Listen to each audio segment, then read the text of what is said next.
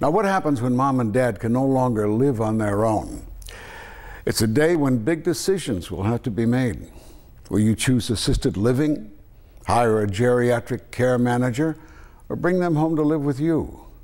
We'll explore these options, starting with the disturbing trend of nursing homes that specialize in neglect. Rage. I was in a state of rage. Ann Latham lost the love of her life to abuse and neglect at a nursing home. And when we got there, my husband was drawn up in a fetal position.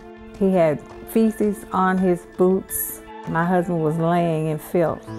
Bertram Latham was a father of 5, Air Force retiree and veteran of the Korean War. He had lots of morals. He was a family man. He brought his children up to be decent and abiding citizens. My dad was the apple of my eye. He was a man of character, morals, integrity. It didn't matter what I went through in life, all the good, all the bad, all the ugly. He was always right there. Now here's my graduation. That was a good day. But soon, Bertram's health took a turn for the worse. He was 66 when he was diagnosed with Parkinson's. It was very difficult for me to watch him deteriorate. We knew the outcome of the diagnosis, and we just decided that we were going to, live life the fullest that we had always lived.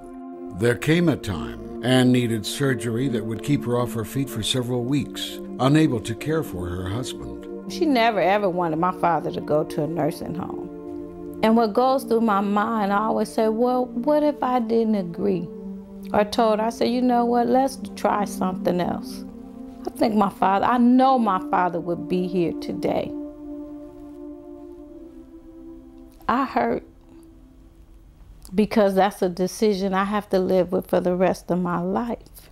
I think about him every day. It's not a day that goes by that I don't. Ann's world turned upside down with a phone call from a doctor who examined Bertram after he was taken from the nursing home to a nearby hospital for a previously scheduled appointment. She said, "Is your husband in a nursing home?" And I said, "Well, yes, he is temporarily." She said, "Well, he is almost in a coma." Elder abuse attorney Mark Hankin was shocked by the details of Ann's case.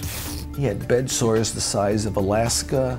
There was feces. He was disgustingly filthy with his own excrement and urine. I said, "I want him out of here now, right now." Imagine doing that to a human being. He's now curled up in fetal position, locked solid, immobile. This is a man who before was dancing with her. The sores on his body just took his toll. They were just too far gone. They had gone to the bone within 21 days. And the facility says, "Oh, well, he was fine. We didn't do anything wrong." We went ahead and got records, and we saw where the records showed that there was no medication ordered for him for 13 days. There was no formula. So on top of them not doing what they were supposed to do in terms of moving him around to keep him from getting these sores, they weren't even feeding him.